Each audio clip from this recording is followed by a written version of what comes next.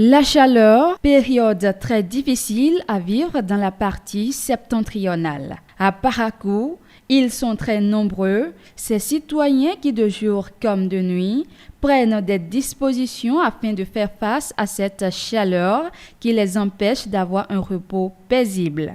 Moi, personnellement, je n'aime pas la chaleur parce que au temps de la chaleur, d'abord, les enfants tombent beaucoup malades. La glace n'est pas bonne pour la chaleur. Je le prends aussi rarement parce que je ne peux pas manquer de le prendre. Bon, chez moi, à la maison, j'utilise le ventilo. Après ça, je prends plusieurs douches la nuit pour pouvoir me sentir à l'aise.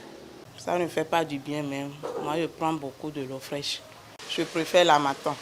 Parce que quand il fait frais maintenant, tu peux te protéger, porter pullover et ne pas sentir la chaleur aussi. Donc, c'est mieux que la chaleur.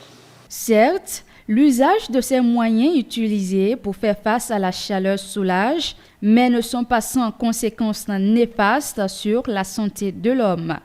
L'eau glacée a d'énormes effets négatifs sur notre organisme. Par exemple, l'eau glacée peut entraîner la prise du poids. Par quel mécanisme? Lorsque vous prenez de l'eau glacée va freiner la digestion des graisses et solidifier les graisses, ce qui va entraîner l'accumulation ou bien le stockage de ces graisses, ce qui va favoriser la prise du poids.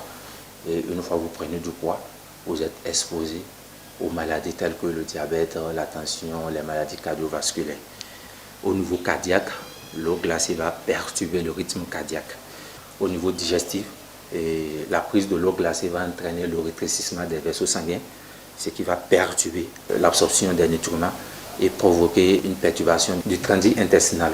La perturbation du transit intestinal va provoquer le ballonnement abdominal et empêcher le malade d'aller éliminer les selles, ce qui va entraîner une constipation. Également, lorsque vous prenez de l'eau glacée, cela va entraîner une autre dépense excessive d'énergie. Même que ce soit les ventilateurs, les climatiseurs ont aussi des effets parce qu'elles apportent de la fraîcheur. Si la fraîcheur étant intense, l'organisme est obligé d'essayer de réguler, amener sa température et à la température de la fraîcheur que dégagent les ventilateurs ou la climatisation.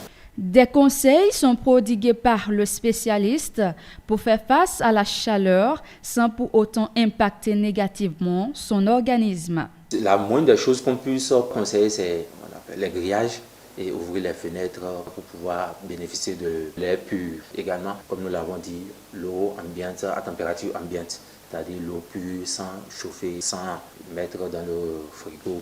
La chaleur est certes un moment pénible pour les citoyens, mais il est préférable de faire recours à des moyens naturels selon les prescriptions des spécialistes de la santé que de nuire à son organisme par des pratiques peu recommandées.